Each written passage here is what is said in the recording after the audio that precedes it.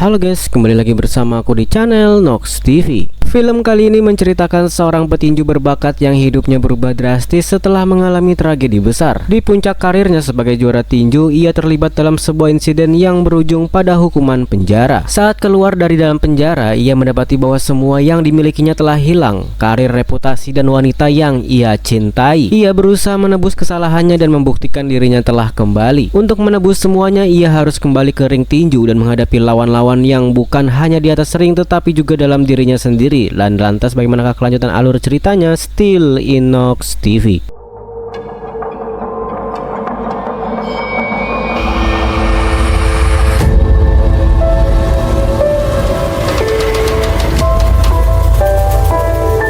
Film kali ini dibuka dengan seorang ayah yang sedang asik menonton pertandingan tinju bersama dengan putranya. Anaknya itu bernama Travis Austin, bocah keras kepala yang pantang mundur, apalagi kalau ada orang yang ia sayangi disakiti.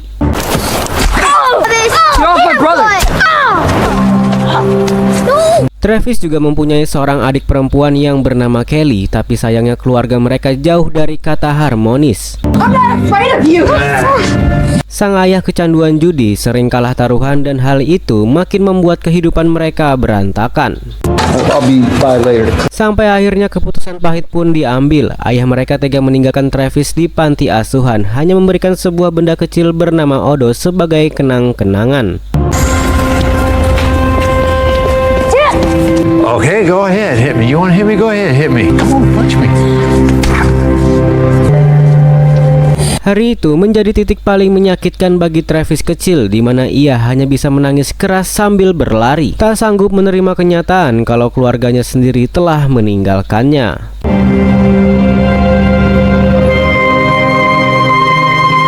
Waktu pun terus berlalu, Travis tumbuh dewasa dan karirnya membawanya ke atas ring tinju. Ia siap bertanding di kelas berat ringan untuk memperebutkan gelar juara dunia. Sebelum naik ke atas ring, ia mendapat suntikan motivasi dari pelatih sekaligus saudara angkatnya yang bernama Eddie. Hey.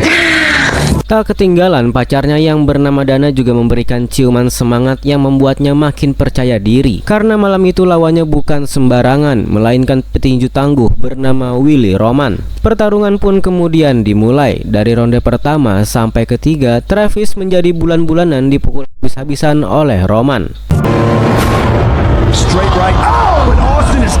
Tapi motivasi dari Eddie berhasil membangkitkan kembali semangatnya, dan di ronde keempat meski sempat terjatuh karena pukulan keras, Travis teringat pesan ayahnya dulu. Dengan sisa tenaganya ia bangkit lagi menghajar Roman dengan serangan bertubi-tubi, dan sampai akhirnya ia keluar sebagai pemenang. Go ahead, hit me. You want to hit me? Go ahead, hit me.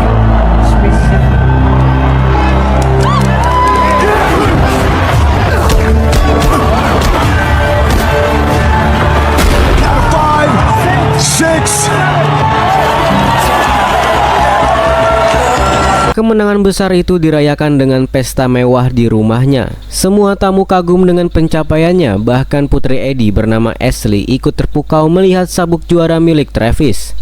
Champ, hey, it's a hell of a fight, man. He won. Stopped training for like 2 seconds. Hey, can I see it? Ashley, of course. Honey, be careful with that, right? It's so heavy. Pesta tersebut juga dihadiri oleh Johnny Guerin, yaitu teman lama Travis yang baru saja keluar dari dalam penjara dan kini juga menjadi petinju profesional. Joe tampak memuji Travis dengan penuh kekaguman, seolah benar-benar menaruh dengan hormat. Selain Joe, ada juga Dennis, yaitu teman masa kecil Travis dari panti asuhan yang ikut hadir malam itu. Saat larut, Eddie berniat membawa Ashley untuk pulang, tapi Ashley menolak dan justru meminta izin untuk menginap di rumah Travis. Travis pun mendukung ide itu, hingga akhirnya Eddie mengizinkannya. Eddie, let her stay. Yeah? Be here tomorrow morning 10 a.m. to pick you up. But keep an eye on her. Alright. Tak lama kemudian, Joe memperkenalkan Travis pada Rico, seorang promotor tinju bawah tanah. Rico berterima kasih karena kemenangan Travis sebelumnya membuatnya untung besar dari sebuah taruhan. Sebagai hadiah, ia menghadiahkan jam tangan mewah dan berjanji akan membantu Travis kapanpun dibutuhkan. Take the number, man. If you need anything, appreciate that. Don't look good, are you, man? Namun, keesokan harinya sebuah tragedi terjadi. Dana menemukan Ashley sudah tidak bernyawa, diduga karena overdosis obat-obatan. Semua orang panik, terutama Eddie yang hancur melihat putrinya terbujur kaku. Don't call 911! fun. No. Oh God, Eddie! What's going on? What did you do? Kesedihan itu makin terasa saat pemakaman dan setelahnya Eddie melampiaskan kemarahannya pada Travis. Ia yakin Travis bertanggung jawab atas kematian Ashley dan bersumpah akan membawa kasus ini ke pengadilan. Nothing after everything we've been through, Travis. I trusted you. So this is on you. Eddie. This is on Eddie. Beberapa hari kemudian, pengacara Travis menjelaskan bahwa kasus itu bisa dimenangkan dengan mudah karena Travis jelas bukanlah pelakunya. Tapi rasa bersalah terus menghantui. Dengan penuh penyesalan, Travis justru memilih menyerahkan diri. Ia rela dipenjara selama 2 tahun meski sebenarnya ia tidak bersalah. I can fight this for you. Travis. I know what I'm doing. Implore you not to do this. Selama di penjara, Travis ini sering kali dibully oleh para tahanan karena ia menolak untuk bertarung atau mengasah kemampuannya dengan narapidana di sana. Sesekali Dana datang menjenguknya dan berjanji akan tetap setia menunggu hingga Travis bebas. I can't do this without you. I love you, Dana. I love you too. I'm gonna be okay. Suatu hari, seorang narapidana bernama Bobby tiba-tiba mengeroyok Travis karena tantangan duel darinya selalu ditolak. And the new champ is Bobby the Booger. Keesokan harinya, ayah Travis yang sudah lama menghilang tiba-tiba datang menjenguknya. Mereka berbincang, namun percakapan itu justru memicu emosi Travis. Dalam kondisi emosi yang labil, Travis kemudian bertemu kembali dengan Bobby, orang yang menyerangnya kemarin di kamarnya dan kembali dibully. Akibatnya, Travis tidak dapat menahan diri dan akhirnya memukuli Bobby hingga pingsan. Karena insiden ini juga, Travis mendapat tambahan hukuman 1 tahun penjara. Dengan berat hati, Travis memberitahu Dana dan memintanya untuk melupakannya, yang tentu saja membuat Dana bersedih. I just want you to live your life. Don't wait for me. Bye, Dana. Travis. You got 2 more years. Singkat cerita, 3 tahun kemudian Travis akhirnya dibebaskan dan dijemput oleh Dana yang tetap setia menantinya. Sesampainya di rumah baru Dana, Travis yang sudah lama tidak bertemu dengannya terpesona dengan kecantikannya dan memberi isyarat pengen bermesraan. Make yourself at home. Missed you. I miss you too. Namun Dana dengan lembut menolak dan mengajaknya untuk makan malam terlebih dahulu, dan tidak lama kemudian mereka makan malam sambil membicarakan Joe yang kini sudah menjadi juara dunia tinju. Namun sama sekali tidak pernah menjenguk Travis selama di penjara, dan setelah selesai makan mereka melanjutkan waktu kebersamaan. I love you. I love you too. Keesokan harinya, Travis terlihat sedang menunggu Joe di sebuah gym. Joe kemudian datang dengan mengendarai Lamborghini dan kemudian menyapanya. Saat itu Travis meminta pekerjaan kepada Joe agar bisa kembali menjadi petinju, namun Joe menolak untuk membantunya. Lebih mengejutkannya lagi, ternyata selama ini Joe telah dilatih oleh Eddie dan menjadi petarung di tim lamanya. Mendengar hal ini, Travis sangat kecewa karena Joe telah mengambil segalanya darinya. Tidak hanya tim dan kekayaannya, tetapi dia juga memanfaatkan Dana untuk bercocok tanam saat Travis berada di penjara. Travis sangat marah dan ingin menghajar Joe, namun ia harus menahan diri karena ada polisi di sekitarnya sehingga ia memilih untuk pergi.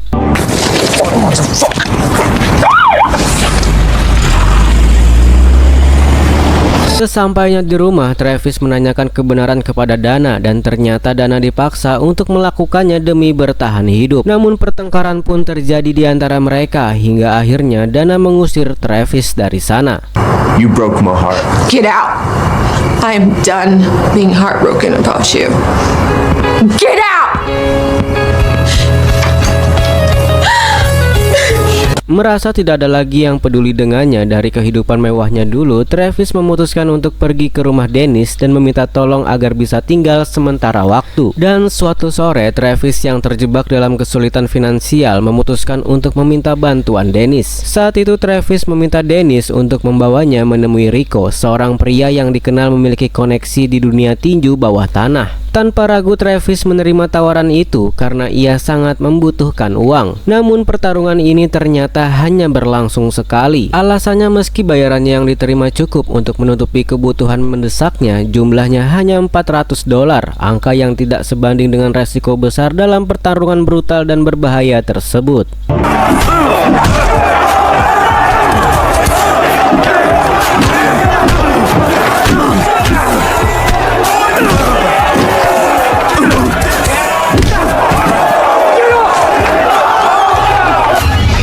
Oleh karena itu, Travis menyadari bahwa ia harus mencari cara lain untuk mendapatkan penghasilan yang lebih stabil dan aman. Dulu Travis ini sebenarnya adalah orang yang sangat kaya dan memiliki segalanya dari pertandingan. Tetapi setelah ia masuk penjara karena dituduh melakukan pembunuhan oleh Eddie, Travis harus membayar denda dan semua asetnya diambil. Dennis kemudian berusaha mencarikan pekerjaan untuk Travis dan membawanya ke sebuah gym tinju profesional. Saat itu, pemilik gym bernama Frank langsung menolak Travis karena ia adalah seorang mantan narapidana. Namun Dennis mencoba meyakinkan Frank hingga akhirnya ia setuju menerima Travis, tetapi hanya sebagai petugas kebersihan. And be here tomorrow morning at 6 a.m.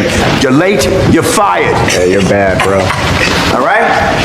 Thank you, Frank. Di gym milik Frank ada seorang petinju utama bernama Michael yang sebentar lagi akan bertanding melawan Joe, yaitu teman lama Travis yang kini sudah menjadi musuhnya. Sesekali Travis memberi saran kepada Michael, namun hal ini membuat Frank marah karena ia adalah pelatih Michael. Sementara pekerjaan Travis hanyalah membersihkan. Karena hal itu, Harry yang merasa iba kepada Travis menyarankan agar ia datang lebih sering ke gym saat Frank tidak ada, dan Harry berjanji akan melatihnya di waktu-waktu tersebut. Frank has therapy every Friday, right? He goes to physical therapy. You can come in early on Friday mornings and Thank you, Harry, man. hey.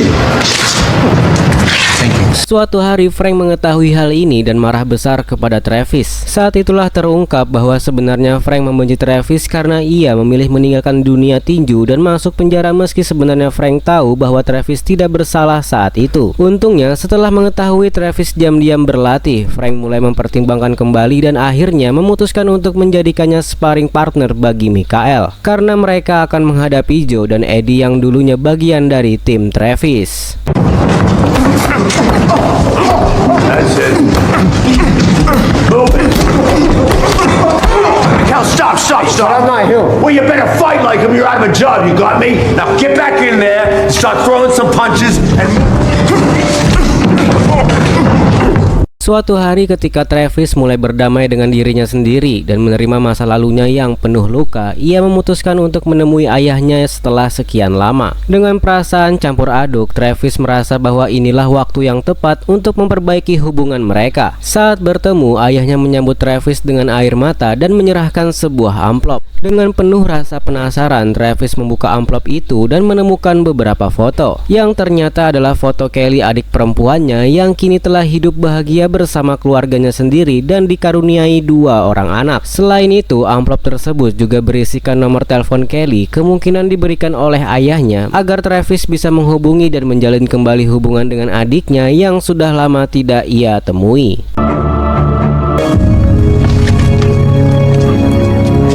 Tak lama kemudian di rumah Dennis, saat Travis dan Dennis sedang mengobrol sambil memasak, Travis tiba-tiba menerima pesan yang memberitahukan bahwa Michael masuk rumah sakit karena sebuah insiden. Akibatnya sudah dipastikan Michael tidak bisa mengikuti pertarungannya melawan Joe. Namun di luar dugaan, Travis menawarkan diri untuk menggantikan Michael dalam pertandingan tersebut. Awalnya Frank menolak karena ia yakin Travis belum siap, namun melihat semangat dan tekadnya yang begitu tinggi, Harry yang juga hadir akhirnya memutuskan untuk mengambil resiko dan menyetujuinya. Malam itu Travis mengambil inisiatif untuk melakukan percakapan mendalam dengan Frank. Dalam suasana tenang dan jujur, mereka berbicara dari hati ke hati, membuka luka masa lalu yang penuh kegelapan dan penderitaan. Mereka saling berbagi pengalaman menyakitkan, mengungkapkan rasa sakit emosional dan beban yang selama ini mereka pendam. Seiring berjalannya percakapan, Travis dan Frank mulai menemukan kesamaan dalam pengalaman hidup mereka dan perlahan saling memahami satu sama lain. Dengan tumbuhnya rasa saling pengertian,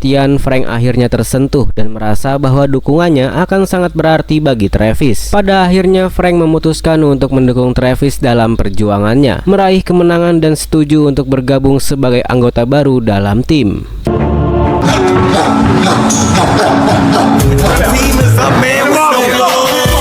That's it.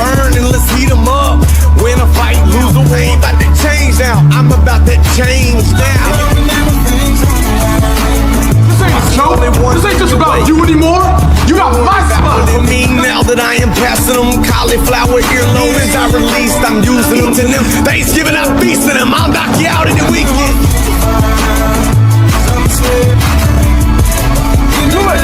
Do it for me. Cause you beat them up. Just because you think you bad, don't make you bad. Keesokan paginya, Harry mendatangi Eddie dan Joe. Saat itu, ia memberitahu bahwa Travis akan menggantikan Michael dalam pertandingan yang membuat Eddie tampak kecewa karena ia tidak ingin Travis kembali naik ring. Dan di sisi lain, Travis terus berlatih keras untuk mengembalikan bentuk terbaiknya sebagai juara. Hingga suatu malam ketika ia dan Dana kembali berdamai dan sedang berada di sebuah kafe, Joe tiba-tiba muncul menunggu di luar dan memutuskan berbicara dengan Travis. Dalam percakapan mereka, terungkap bahwa orang yang membuat Ashley overdosis obat adalah si Joe. Bukan hanya membunuhnya, Joe juga melecehkan Ashley malam itu. Ternyata semua yang terjadi mulai dari Travis di penjara hingga kehilangan segalanya adalah bagian dari rencana Joe. Mendengar hal ini, Travis sangat amat marah, namun ia berhasil mengendalikan emosinya dan menyimpannya untuk pertandingan di ring. I'm gonna be pounding it in the ring. Keesokan paginya, Travis dan Dana mengunjungi makam Ashley dan sore harinya tanpa sepengetahuan Travis, Dana diam-diam pergi ke gym Eddie untuk memberitahukan kebenaran. Pada malam sebelum pertandingan, Eddie datang ke kamar Travis dan mengatakan bahwa kini ia tahu seluruh kebenaran dan menyesal tidak pernah mempercayainya dulu. Namun Eddie tetap harus bersikap profesional karena ia sudah menjadikan Joe, orang yang membunuh putrinya sendiri, sebagai bagian dari timnya. Singkat cerita, pertandingan pun dimulai. Pada ronde pertama hingga ketiga, Travis yang sudah 3 tahun tidak pernah bertanding secara profesional benar-benar kewalahan menghadapi kecepatan Joe. Bahkan Travis beberapa kali terjatuh akibat terkena pukulan hook si Joe. Travis reduced to just defending himself. Oh, the right, left. Still on his feet. Taking it. He just seems uncomfortable tonight. Out of his element. Maybe time. He can't find you. What are you doing?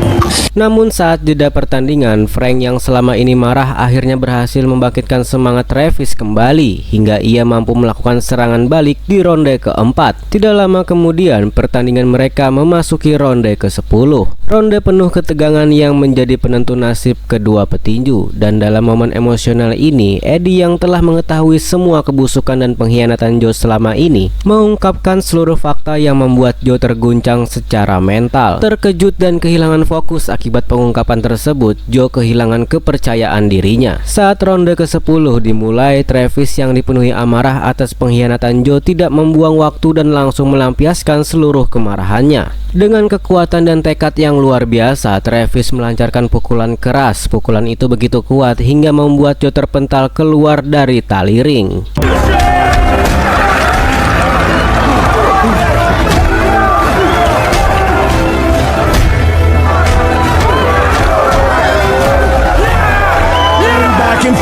Here goes Austin, and the chariot is stunned. Yes. I can tell you, I've never seen one in my career in broadcast. Austin's got him rocking.